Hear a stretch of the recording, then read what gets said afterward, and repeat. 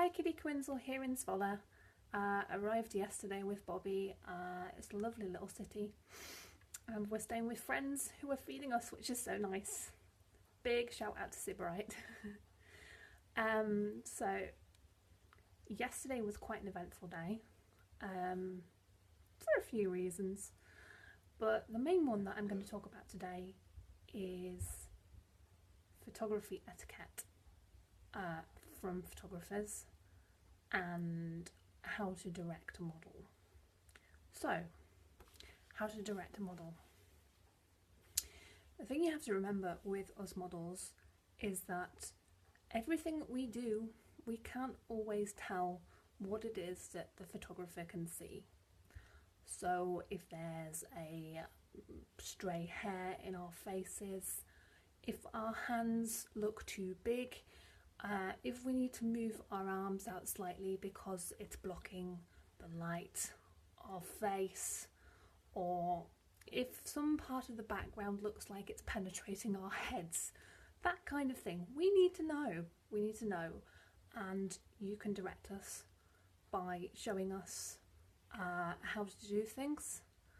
For example, things that we would find useful is, for example, tilt your chin up a little, move yourself clockwise, move yourself anti-clockwise, move yourself forwards, move yourself backwards, eyes open more, could you move your hand a little, this kind of thing. There's a few ways to do this as well.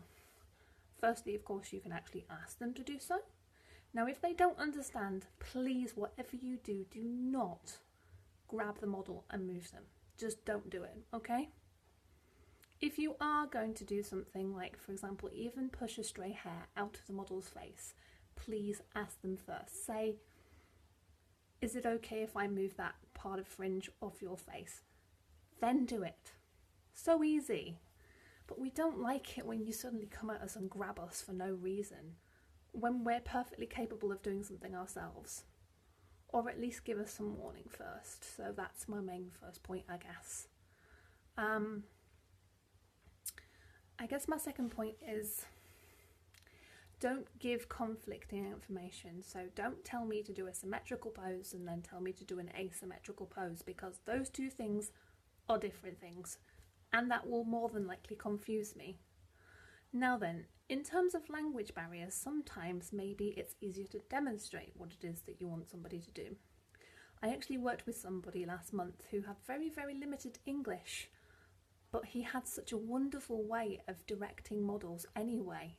He would act things out, he would do the poses himself. If he wanted you to, for example, have an angry expression, he'd be like, "Rrr," and you'd know exactly what it was that he meant. He meant that he wanted you to look angsty, he wanted you to look angry, powerful, and I could tell instantly that was what he meant.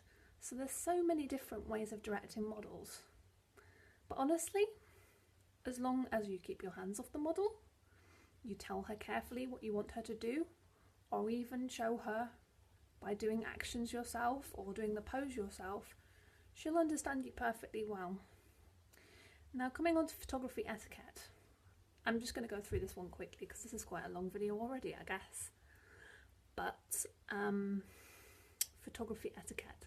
Please understand that when a photographer, when a model even is on tour and she has a job and her job is a certain amount of time that she has booked with you, for example 3 hours, those 3 hours start and finish at the time that you agreed.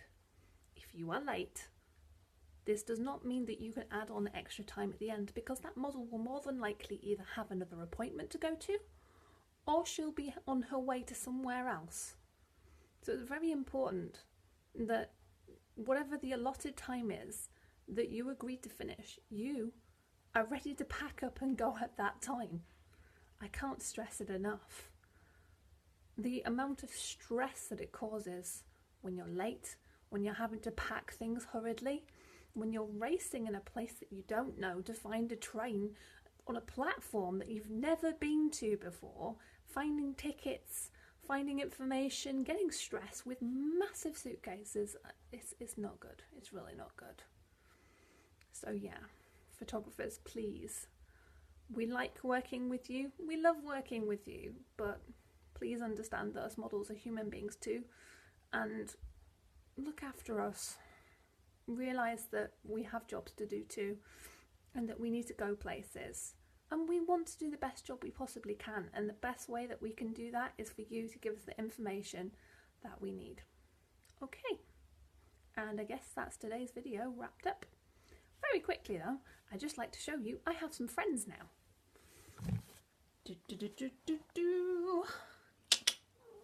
Hello.